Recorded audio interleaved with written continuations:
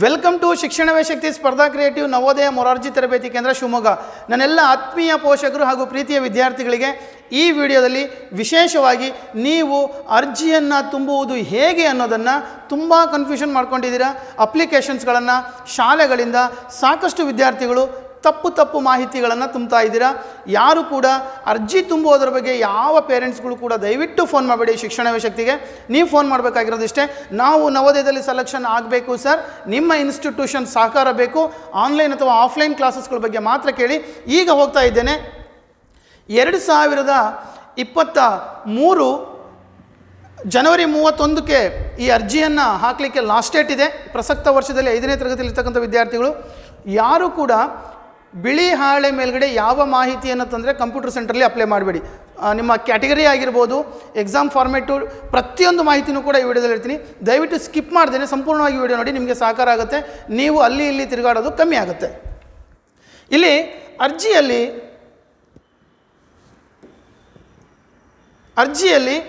Certified that the information below are correct in the respect of the student ನೇಮನ್ನು ಬರೀಬೇಕು. ತುಂಬ ಜನ ತಪ್ಪು ಬೇರೆ ಏನೇನೋ ಬರ್ಕೊಂಬರ್ತಾ ಇದ್ದೀರಾ.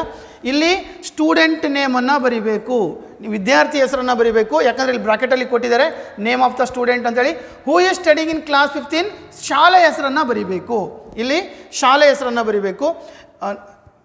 ಎಸ್, ಬ್ರಾಕೆಟಲ್ಲಿ ಕೊಟ್ಟಿದ್ದಾರೆ name of the school are interested to apply for the Jawahar Navodaya Vidyalaya selection test 2023. ಇಲ್ಲಿಗೆ ಸ್ಟೂಡೆಂಟ್ ನೇಮ್, ಸ್ಕೂಲ್ ನೇಮ್ ಆಯಿತು. ಸ್ಕೂಲ್ ನೇಮ್ ಬರೆದಿಲ್ಲ ಅಂದರೂ ಪರವಾಗಿಲ್ಲ, ಸ್ಕೂಲಲ್ಲಿ ಶಾಲೆಯ ಸೀಲನ್ನು ಹಾಕಿದರೂ ಕೂಡ ನಡೆದೋಗುತ್ತೆ. Next, name of the candidate in block letters, ಅಂದರೆ ಕ್ಯಾಪಿಟಲ್ ಲೆಟರ್ಸಲ್ಲಿ ಇಂಗ್ಲೀಷ್ನಲ್ಲೇ ಎಲ್ಲರೂ ಕೂಡ ವಿದ್ಯಾರ್ಥಿ ಹೆಸರನ್ನು ಬರೀಬೇಕು. ತಂದೆ ಹೆಸರನ್ನು ಕೂಡ ಇಂಗ್ಲೀಷ್ ಕ್ಯಾಪಿಟಲ್ ಲೆಟರ್ಸಲ್ಲೇ ಬರೀಬೇಕು. ತಾಯಿ ಹೆಸರನ್ನು ಕೂಡ ಇಂಗ್ಲೀಷ್ ಕ್ಯಾಪಿಟಲ್ ಲೆಟರಲ್ಲೇ ಬರೀಬೇಕು. Name of the guardian or relationship any, ಮಗು ಏನಾದರೂ ತಂದೆ ತಾಯಿಯನ್ನು ಹೊರತುಪಡಿಸಿ ಬೇರೆ ಜಾಗದಲ್ಲಿ ಓದ್ತಾ ಇತ್ತು, ಗಾರ್ಡಿಯನ್ ಅಂಡರಲ್ಲಿ ಓದ್ತಾ ಇತ್ತು ಅಂದರೆ ಗಾರ್ಡಿಯನ್ ನೇಮನ್ನು ಹಾಕಿ. ಇದನ್ನು ಮ್ಯಾಂಡೇಟ್ರಿ ಕೊಟ್ಟಿಲ್ಲ ಅರ್ಜಿಯಲ್ಲಿ. ಆನ್ಲೈನಲ್ಲಿ ಎಲ್ಲಿ ಈ ಥರ ಸ್ಟಾರ್ ಮಾರ್ಕ್ ಬರುತ್ತೆ ಅದನ್ನು ಮ್ಯಾಂಡೇಟ್ರಿ ಫಿಲಪ್ ಅಂತ ಕರಿತೀವಿ. ಕಡ್ಡಾಯವಾಗಿ ಅದನ್ನು ತುಂಬಬೇಕಾಗುತ್ತೆ. ನೆಕ್ಸ್ಟ್ ಮೇಲ್ಗಡೆ ಹೋದಾಗ ಡೇಟ್ ಆಫ್ ಬರ್ತ್, ವಿದ್ಯಾರ್ಥಿಯ ಡೇಟ್ ಆಫ್ ಬರ್ತ್ ಆಧಾರ್ ಕಾರ್ಡಲ್ಲಿ ಮತ್ತು ಶಾಲೆ ಲೆಡ್ಜರಲ್ಲಿ ಎರಡೂ ಒಂದೇ ಡೇಟ್ ಆಫ್ ಬರಬೇಕು. ಆ ರೀತಿ ಮ್ಯಾನೇಜ್ ಮಾಡಿಕೊಂಡು ನೀವು ಡೇಟ್ ಆಫ್ ಬರ್ತನ್ನು ಹಾಕಬೇಕು. ಇಲ್ಲಿ ಡೇಟ್ ಆಫ್ ಬರ್ತನ್ನು ಹಾಕ್ತೀರಾ. ಉದಾಹರಣೆಗೆ 10/3/2013 ಅಂತ ಹಾಕ್ತೀರಾ.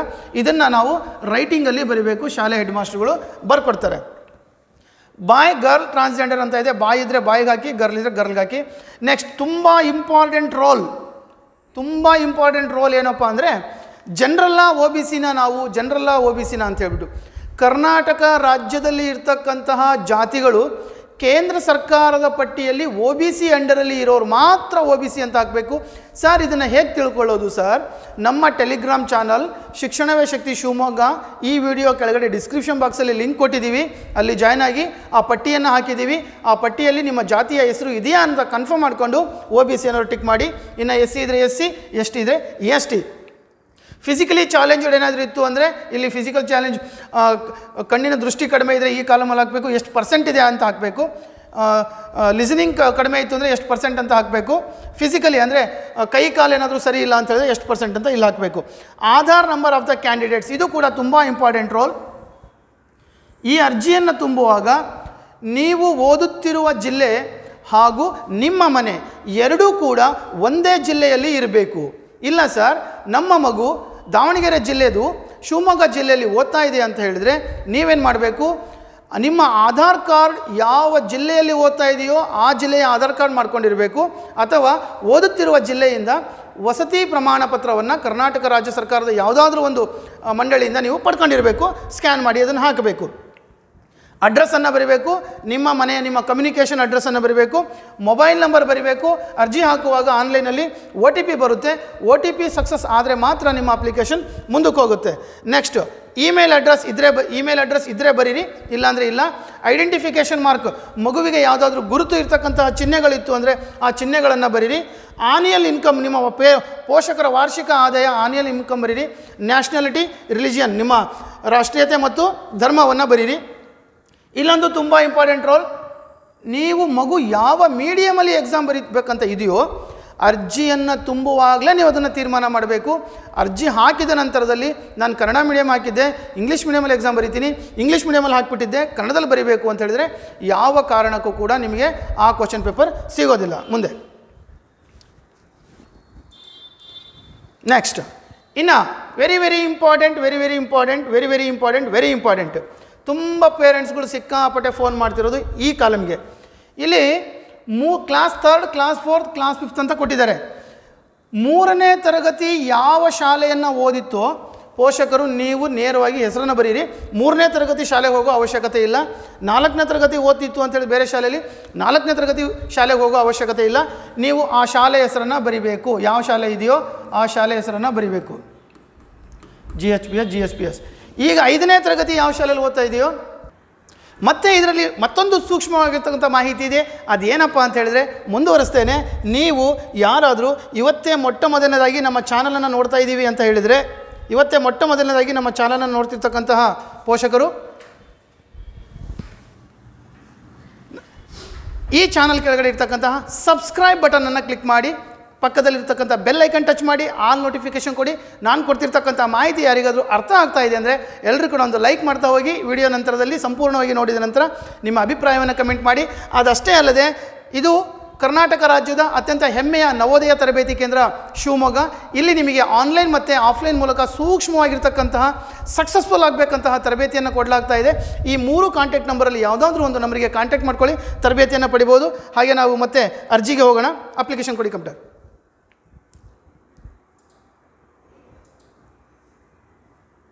ಓಕೆ, ಇಲ್ಲಿ 3ನೇ ತರಗತಿ 2 ಶಾಲೆಯಲ್ಲಿ ಓದಿದೆ ಅಂತ ಅಂದ್ಕೊಳ್ರಿ. ಜೂನಿಂದ ಆಗಸ್ಟ್ವರೆಗೂ ಒಂದು ಶಾಲೆ ಓದ್ಕೊಳ್ತು 3ನೇ ತರಗತಿನ. ಆಗಸ್ಟಿಂದ ಇನ್ಯಾವುದೋ ಬೇರೆ ಶಾಲೆಯಲ್ಲಿ ಓದ್ತು. ಮೊದಲು ಓದಿದ ಶಾಲೆಯ ಮಾಹಿತಿಯನ್ನು ಹಾಕಬಾರ್ದು, ಕೊನೆಯದಾಗಿ ಓದಿದ ಶಾಲೆಯ ಮಾಹಿತಿಯನ್ನು ಹಾಕಬೇಕು. ನೆಕ್ಸ್ಟು ಇಲ್ಲಿ 4ನೇ ತರಗತಿ ಮತ್ತೆ ಬೇರೆ ಯಾವುದೋ ಶಾಲೆಗೆ ಹೋಗಿದೆ ಅಂತ ಅಂದ್ಕೊಳ್ಳಿ. ಅಲ್ಲೇನಾದರೂ 2 ಶಾಲೆ ಚೇಂಜ್ ಮಾಡಿದ್ರು ಅಂದ್ಕೊಳ್ರಿ. 2 ಶಾಲೆ ಮಾಹಿತಿ ಹಾಕೋ ಅವಶ್ಯಕತೆ ಇಲ್ಲ. ಪಾಸ್ ಆಗಿರ್ತಕ್ಕಂತಹ ಶಾಲೆ ಅಂದರೆ 4ನೇ ತರಗತಿ ಯಾವ ಶಾಲೆಯಲ್ಲಿ ಉತ್ತೀರ್ಣರಾಯಿತು ಮಗು ಆ ಶಾಲೆ ಹೆಸರನ್ನು ಹಾಕಿ. 5ನೇ ತರಗತಿನಲ್ಲಿ ಪ್ರಸಕ್ತ ವರ್ಷದಲ್ಲಿ ಇವತ್ತು ಈ ದಿನಾಂಕಕ್ಕೆ ಯಾವ ಶಾಲೆಯಲ್ಲಿ ಓದ್ತಾ ಇದೆಯೋ ಆ ಶಾಲೆಯ ಹೆಸರನ್ನು ಹಾಕಿ. ಈ ಸರ್ಟಿಫಿಕೇಟ್ ಕೆಳಭಾಗದಲ್ಲಿ ಮುಖ್ಯ ಶಿಕ್ಷಕರ ಸಿಹಿ ಅಂತ ಇರುತ್ತೆ. ಈ 2 ಶಾಲೆಯನ್ನು ಓದಿದ ಮುಖ್ಯ ಶಿಕ್ಷಕರ ಹತ್ರ ನೀವು ಹೋಗೋ ಅವಶ್ಯಕತೆ ಇಲ್ಲ. ಯಾಕಂದರೆ ವೆರಿಫಿಕೇಷನ್ ಟೈಮಲ್ಲಿ ಅವ್ರು ನೋಡ್ಕೋತಾರೆ ನಿಮ್ಮ ಸ್ಯಾಟ್ಸಲ್ಲಿ ಎಲ್ಲೆಲ್ಲಿ ಹೋಗಿ ಬಂದ್ರಿ ಅಂತ ಹೇಳ್ಬಿಟ್ಟು ಗೊತ್ತಾಗುತ್ತೆ. 5ನೇ ತರಗತಿ ಈ ಶಾಲೆಯನ್ನು ಹಾಕ್ತೀರಾ. ನಂತರದಲ್ಲಿ ಸ್ಕೂಲ್ ಲೊಕೇಶನ್, ಇಲ್ಲಿ ತುಂಬ ಜನ ಕನ್ಫ್ಯೂಷನ್ ಮಾಡ್ಕೊತೀರಾ. ಸ್ಕೂಲ್ ಲೊಕೇಶನ್ ರೂರಲ್ ಅರ್ಬನ್ ಅಂತ ಇದೆ. 3ನೇ ತರಗತಿಯನ್ನು ನಿಮ್ಮ ಮಗು ಯಾವುದಾದರೂ ಒಂದು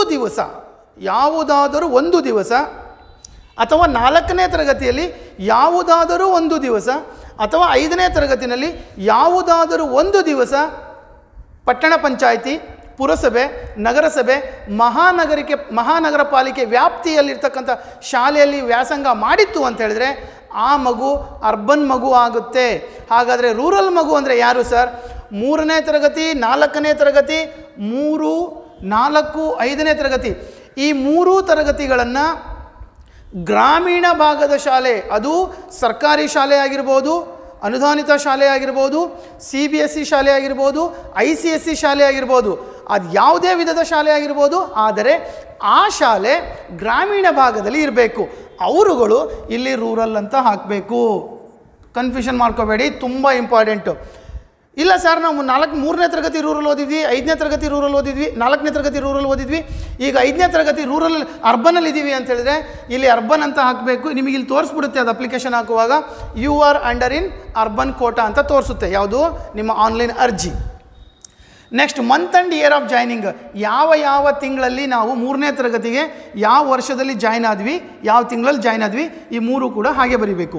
next month and year of passing, ಇಲ್ಲಿ ಪಾಸಿಂಗ್ ಬರುತ್ತೆ ನಿಮಗೆ, ಇಲ್ಲಿ ಪಾಸಿಂಗ್ ಬರುತ್ತೆ. ಇನ್ನೂ ಸಿಕ್ಕಾಪಟ್ಟೆ ಫೋನ್ ಬರ್ತಿರೋದು ಏನು ಗೊತ್ತಾ? ಸರ್ ನಮ್ಮ ಮಕ್ಕಳು 3ನೇ ತರಗತಿ ಓದಿಲ್ಲ ಸರ್, ಯಾಕೆ? ಕೊರೋನಾ ಇತ್ತಲ್ಲ ಸರ್, ಮನೇಲಿದ್ವು. ನೀವು ಆ ವರ್ಷ ಮನೆಯಲ್ಲಿ ಇದ್ದರೂ ಕೂಡ ನೀವು 3ನೇ ತರಗತಿಯನ್ನು ಪ್ರತಿಯೊಬ್ಬರು ಕೂಡ ಉತ್ತೀರ್ಣರಾಗಿ ಬಂದಿದ್ದೀರಾ. ಯಾರು ಕೂಡ ಕನ್ಫ್ಯೂಷನ್ ಮಾಡ್ಕೋಬೇಡಿ. ಖಂಡಿತವಾಗಲೂ ಕೂಡ ಆ ವರ್ಷವೂ 3ನೇ ತರಗತಿ ನಾವು ಓದಿದ್ದೀವಿ ಅಂತಲೇ ನೀವು ಬರೀಬೇಕು. 5ನೇ ತರಗತಿ ಇನ್ನೂ ಪಾಸ್ ಆಗಿಲ್ಲ, ಈ ಕಾಲಮ್ ಅಲ್ಲೇ ಖಾಲಿ ಬಿಟ್ಟಿರುತ್ತೆ. ನೇಮ್ ಆಫ್ ದ ಬ್ಲಾಕ್ ಅಂತ ಹೇಳಿದರೆ ತಾಲೂಕು. ಉದಾಹರಣೆಗೆ ಶಿವಮೊಗ್ಗ ಜಿಲ್ಲೆಯ ಭದ್ರಾವತಿ ತಾಲೂಕಲ್ಲಿ ಮಗುವಿದೆ ಅಂತ ಹೇಳಿದ್ರೆ ಇಲ್ಲಿ ಭದ್ರಾವತಿ ಅಂತ ಬರೀಬೇಕು. ಯಾವ್ಯಾವ ತಾಲೂಕಲ್ಲಿ ಓದಿದೆಯೋ ಅಲ್ಲಿ ಆ ತಾಲೂಕುಗಳ ಹೆಸರನ್ನ ಬರೀಬೇಕು. ಇಲ್ಲ ಸರ್ 3ನೇ ತರಗತಿ ನಾವು ಶಿವಮೊಗ್ಗ ತಾಲೂಕಲ್ಲಿ ಓದಿದ್ವಿ ಅಂದರೆ ಇಲ್ಲಿ ಶಿವಮೊಗ್ಗ ಅಂತಲೇ ಬರೀಬೇಕು. 4ನೇ ತರಗತಿ ಸಾಗರದಲ್ಲಿ ಓದಿದ್ವಿ ಅಂದರೆ ಇಲ್ಲಿ ಸಾಗರ ಅಂತಲೇ ಬರೀಬೇಕು. ಇಲ್ಲಿ ಭದ್ರಾವತಿ ಇದ್ದರೆ ಭದ್ರಾವತಿ ಅಂತ ಬರೀಬೇಕು. ಅಥವಾ ಮೂರೂ ಕ್ಲಾಸಸ್ಗಳು ಒಂದೇ ತಾಲೂಕಲ್ಲಿ ಓದಿದ್ವಿ ಅಂದರೆ ಶಿವಮೊಗ್ಗ ಅಂತಲೇ ಬರುತ್ತೆ. ನೇಮ್ ಆಫ್ ದ ಡಿಸ್ಟಿಕ್, 3 ತಾಲೂಕುಗಳು ಶಿವಮೊಗ್ಗ ಡಿಸ್ಟಿಕಲ್ಲಿ ಬರ್ತವೆ, ಶಿವಮೊಗ್ಗ ಅಂತ ಬರೀಬೇಕು. ಮತ್ತು ನೀವು ಬೇರೆ ಜಿಲ್ಲೆನವ್ರು ಏನು ಶಿವಮೊಗ್ಗ ಅಂತೇಳಿ ನೀವು ಶಿವಮೊಗ್ಗ ಬರೆದುಬಿಟ್ಟಿರಾ, ಮತ್ತೆ ನಿಮ್ಮ ಜಿಲ್ಲೆ ಹೆಸರನ್ನ ಬರೀಬೇಕು ಅಂತೇಳಿ ಮಾಡಲ್ ಆಗಿ ತೊಗೊಂಡು ಹೇಳ್ತಾ ಇದ್ದೇನೆ. ನೇಮ್ ಆಫ್ ದ ಸ್ಟೇಟ್ 3 ಬಾಕ್ಸಲ್ಲೂ ಕೂಡ ಕರ್ನಾಟಕ ಅಂತ ಬರೀಬೇಕು. ಇನ್ನು ಕೆಳಭಾಗದಲ್ಲಿ ಸಿಗ್ನೇಚರ್ ಆಫ್ ದ ಕ್ಯಾಂಡಿಡೇಟ್ ಅಂತ ಇದೆ. ಕೆಲವೊಂದು ಕಂಪ್ಯೂಟರ್ ಸೆಂಟರ್ನವ್ರು ಏನು ಮಾಡ್ತಾರೆ ಅಂತ ಹೇಳಿದ್ರೆ ವೈಟ್ ಶೀಟ್ ಮೇಲೆ ಮಾಡ್ಕೊಂಬನ್ನಿ ಅಂತ ಹೇಳ್ತಾರೆ. ವೈಟ್ ಶೀಟ್ ಮೇಲೆ ಯಾರು ಕೂಡ ಸಿಗ್ನೇಚರ್ ಮಾಡಿಸ್ಕೊಂಡು ಹೋಗಬಾರ್ದು. ಇದೇ ಫಾರ್ಮೆಟಲ್ಲಿ ಈ ಬಾಕ್ಸಲ್ಲಿ ಗೆರೆಗಳಿಗೆ ಟಚ್ ಆಗದೇ ಇರೋ ರೀತಿಯಲ್ಲಿ ಮಧ್ಯದಲ್ಲಿ ಸಿಗ್ನೇಚರ್ ಮಾಡಬೇಕು. ಇಲ್ಲಿ ಸಿಗ್ನೇಚರ್ ಆಫ್ ದ ಪೇರೆಂಟ್ಸ್, ಮಗುವಿನ ತಂದೆ ಅಥವಾ ತಾಯಿ ಇಲ್ಲಿ ಸಿಗ್ನೇಚರ್ ಮಾಡಬೇಕು. ಇಷ್ಟು ಫಿನಿಷ್ ಮಾಡಬೇಕು. ನೆಕ್ಸ್ಟ್ ಇಲ್ಲಿ ಸೀಲನ್ನು ಹಾಕ್ಸ್ಬೇಕು. ಹೆಡ್ ಮಾಸ್ಟರ್ದು ಮೇಲ್ಗಡೆ ಸೈನ್ ಮಾಡಿಸ್ಬೇಕು. ಮೇಲ್ಗಡೆ ಫೋಟೋ ಮೇಲ್ಗಡೆ ಸೀಲ್ ಯಾರು ಹಾಕ್ಸ್ಬೇಡ್ರಿ, ಅವರೆಲ್ಲೂ ಕೇಳಿಲ್ಲ ನಿಮಗೆ. ಕೆಳಗಡೆ ಅಥೆಂಟಿಕೇಶನ್ ಅಥರೈಸ್ ಮಾಡಿದ್ದಾರೆ ಹೆಡ್ ಮಾಸ್ಟರ್ ಅಂದಾಗ ಇಲ್ಲಿ ಫೋಟೋವನ್ನು ಹಾಕಿ ಅಷ್ಟೇ. ಫೋಟೋ ಮೇಲ್ಗಡೆ ಯಾರು ಕೂಡ ಶಾಲೆ ಸೀಲನ್ನು ಹಾಕಬೇಡಿ. ಯಾಕಂದರೆ ಏನೇನು ರೂಲ್ಸ್ಗಳು ಬರ್ತಾವೆ ಗೊತ್ತಿಲ್ಲ. ಇಲ್ಲಿ ಈಗ ನೀವು ಫೋಟೋ ತೆಗೆದಿರ್ತೀರ, ಎಕ್ಸಾಮ್ ಟೈಮಲ್ಲಿ ಈ ಫೋಟೋ ನಿಮ್ಮ ಮುಖದಲ್ಲಿ ಎಕ್ಸಾಮ್ ಹಾಲಲ್ಲಿ ಕಾಣಿಸ್ಲಿಲ್ಲ ಅಂತ ಹೇಳಿದರೆ ನೀವು ಅಲ್ಲ ಅನ್ನೋ ಸಾಧ್ಯತೆಗಳು ಇರುತ್ತೆ. ಹಾಗಾಗಿ ಫೋಟೋ ಇತ್ತೀಚಿನ ಭಾವಚಿತ್ರ ಇರಬೇಕು, ತುಂಬ ಕ್ಲಿಯರ್ ಆಗಿರ್ತಕ್ಕಂಥ ಭಾವಚಿತ್ರವನ್ನು ಹಾಕಿ ಇದಿಷ್ಟನ್ನು ಭರ್ತಿ ಮಾಡಿಕೊಂಡು ಕಂಪ್ಯೂಟರ್ ಸೆಂಟ್ರಿಗೆ ಹೋಗಬೇಕು. ಇಲ್ಲಿ ಕೇಳಿರ್ತಕ್ಕಂಥ ಮಾಹಿತಿನ ಅಲ್ಲಿ ಕೇಳ್ತಾರೆ. ಇನ್ನೂ 2 ಪಾಯಿಂಟ್ಸ್ಗಳನ್ನು ಮತ್ತೊಮ್ಮೆ ಹೇಳಿಬಿಡ್ತೀನಿ. ಈ ವರ್ಷ ನಿಮಗೆ ಕೇಳ್ತಾ ಇರ್ತಕ್ಕಂಥದ್ದು ಆಧಾರ್ ನಂಬರ್ ಇಲ್ಲ ನಿಮ್ಮ ಹತ್ರ ಅಂದರೆ ನೀವು ಯಾವ ಜಿಲ್ಲೆಯ ಶಾಲೆಯಲ್ಲಿ ಓದ್ತಾ ಇದ್ದೀರೋ ಅದೇ ಜಿಲ್ಲೆಯಲ್ಲಿನ ನಿವಾಸ ದೃಢೀಕರಣ ಪ್ರಮಾಣ ಪತ್ರವನ್ನು ಅಪ್ಲೋಡ್ ಮಾಡಬೇಕು. 50 to 300 KB ಸೈಜಲ್ಲಿ ಅಪ್ಲೋಡ್ ಮಾಡಬೇಕು. ಕಂಪ್ಯೂಟರ್ ಸೆಂಟ್ರಿಗೆ ಹೋದಾಗ ಅವ್ರಿಗೆ ಒಂದು ಮಾತನ್ನು ಹೇಳಿ, ನೀವು ಈ ಫೋಟೋವನ್ನು 10 to 100 KBನಲ್ಲಿ ರಿಸೈಜ್ ಮಾಡ್ಕೋಬೇಕು. ಅವರು 10 to 100 KB. ನಿಮ್ಮ ರೆಸಿಡೆನ್ಷಿಯಲ್ ಸರ್ಟಿಫಿಕೇಟನ್ನು ಹಾಕೋದಾದರೆ 50 to 300 KB. ಈ ಫಾರ್ಮೇಟನ್ನು ಕೂಡ ಮತ್ತೆ ಸ್ಕ್ಯಾನ್ ಮಾಡಿ ಹಾಕಬೇಕು ಅವರು. ಈ ಫಾರ್ಮೇಟು ಕೂಡ 50 to 300 KBನಲ್ಲಿ ಇರಬೇಕು. ಕೆಳಗಡೆ ಮಗುವಿನ ಸಿಗ್ನೇಚರ್ ಮತ್ತು ಪೇರೆಂಟ್ ಸಿಗ್ನೇಚರ್ ಇವು 10 to 100 KBನಲ್ಲಿ ರೀಸೈಜ್ ಮಾಡಿಕೊಂಡು ಅಪ್ಲೋಡ್ ಮಾಡಿದರೆ ಎಕ್ದಮ್ ಅಪ್ಲಿಕೇಶನ್ ಹೋಗುತ್ತೆ. OTPಯನ್ನು ಕರೆಕ್ಟಾಗಿ ಜನ್ರೇಟ್ ಮಾಡಿಕೊಂಡು ಸಕ್ಸಸ್ಫುಲ್ ಅಪ್ಲಿಕೇಶನ್ ಹಾಕಿ, ಅಪ್ಲಿಕೇಶನ್ ಸಕ್ಸಸ್ಫುಲ್ ಆದ ನಂತರದಲ್ಲಿ ನೀವು ಸಕ್ಸಸ್ ಆಗಬೇಕಂದ್ರೆ ಶಿಕ್ಷಣವೇ ಶಕ್ತಿಯನ್ನು ಭೇಟಿ ಮಾಡಬೇಕು. ನೀವು ಏನಕ್ಕೆ ಶಿಕ್ಷಣವೇ ಶಕ್ತಿಯನ್ನು ಭೇಟಿ ಮಾಡಬೇಕು ಅಂತ ಹೇಳಿದ್ರೆ, ನಾವು ವೆರಿ ಸಕ್ಸಸ್ಫುಲ್ ಒಂದು ಎಕ್ಸಾಮ್ ಮಾಡಬೇಕು ಅಂದರೆ ಒಂದು ಒಳ್ಳೆ ಪುಸ್ತಕವನ್ನು ಆಯ್ಕೆ ಮಾಡ್ಕೋಬೇಕು. ಇದು ಪುಸ್ತಕ ಅಲ್ಲ, ನಾವು ಇದನ್ನು ಮಾರಾಟಕ್ಕಿಟ್ಟಿಲ್ಲ. ನಮ್ಮಲ್ಲಿ ಅಡ್ಮಿಟೆಂಟ್ ಆಗಿರ್ತಕ್ಕಂಥ ಸ್ಟೂಡೆಂಟ್ಸ್ಗಳಿಗೆ ಕಂಪ್ಲೀಟ್ ಶಾರ್ಟ್ಕಟ್ಟಲ್ಲಿ ತಯಾರು ಮಾಡಿರ್ತಕ್ಕಂತಹ ಮೆಟೀರಿಯಲ್ಸ್, ಇದರ ಜೊತೆಗೆ ಒರಿಜಿನಲ್ OMR ಶೀಟ್ಸ್. ನೀವು ಪ್ರತಿದಿನ ಸುಮಾರು 450 ವಿಡಿಯೋ ಕ್ಲಾಸಸ್ಗಳು ಆನ್ಲೈನವರಿಗೆ. ಇಲ್ಲ ಸರ್ ನಾವು ನಿಮ್ಮಲ್ಲೇ ಬಂದುಬಿಟ್ಟು ಕಲಿತೀವಿ, 100% ವೆಲ್ಕಮ್. ನಿಮಗೆ ಯಾವ ರೀತಿ ಬೇಕಾಗಿದೆಯೋ ಆ ರೀತಿಯಲ್ಲಿ ತರಬೇತಿಯನ್ನು ಪ್ರೊವೈಡ್ ಮಾಡಲಾಗುತ್ತೆ. ಉದ್ದೇಶ ಒಂದೇ, ನೀವು ಸಕ್ಸಸ್ ಆಗಬೇಕು. ನಮ್ಮ ಡಿಜಿಟಲ್ ಬೋರ್ಡ್ ಮೇಲೆ ಸೆಲೆಕ್ಷನ್ ಆಗಿರ್ತಕ್ಕಂಥ ವಿದ್ಯಾರ್ಥಿಗಳನ್ನು ಪ್ರಜಾವಾಣಿ ಪೇಪರಲ್ಲಿ ಡಿಸ್ಪ್ಲೇ ಮಾಡಿದ್ವಿ. ನೀವು ಕೂಡ ಡಿಸ್ಪ್ಲೇ ಆಗಬೇಕು, ನಿಮ್ಮ ತಂದೆ ತಾಯಿ ಹೆಸರುಗಳನ್ನು ನೀವು ಗಳಿಸಬೇಕು ಅಂತ ಹೇಳ್ತಾ, ಮತ್ತು ನಮ್ಮ ಎಲ್ಲ ಈ ಯೂಟ್ಯೂಬ್ ಚಾನಲಲ್ಲಿ ಸಾಕಷ್ಟು ವೀಡಿಯೋಸ್ಗಳನ್ನು, ಲೈವ್ ಕ್ಲಾಸಸ್ಗಳನ್ನು ಕೊಟ್ಟಿದ್ದೀವಿ. ಇನ್ಮೆಂದೂ ಕೂಡ ನವೋದಯ, ಮೊರಾರ್ಜಿ, ಸೈನಿಕ, ಆದರ್ಶ ಎಲ್ಲ ರೀತಿಯಾದಂತಹ ಕ್ಲಾಸಸ್ಗಳು ಸಿಗ್ತಾ ಹೋಗುತ್ತೆ. ಎಲ್ಲರೂ ಕೂಡ ಸಬ್ಸ್ಕ್ರೈಬ್ ಮಾಡಿಕೊಂಡು ನೋಟಿಫೈಡ್ ಆಗಿರಿ. ಪಕ್ಕದಲ್ಲಿರೋ ಬೆಲ್ ಐಕನ್ ಟಚ್ ಮಾಡಿ ಆಲ್ ಕೊಟ್ಕೊಂಡಿರಿ, ಎಲ್ಲ ಮಾಹಿತಿಗಳು ಸಿಗ್ತಾ ಹೋಗುತ್ತೆ.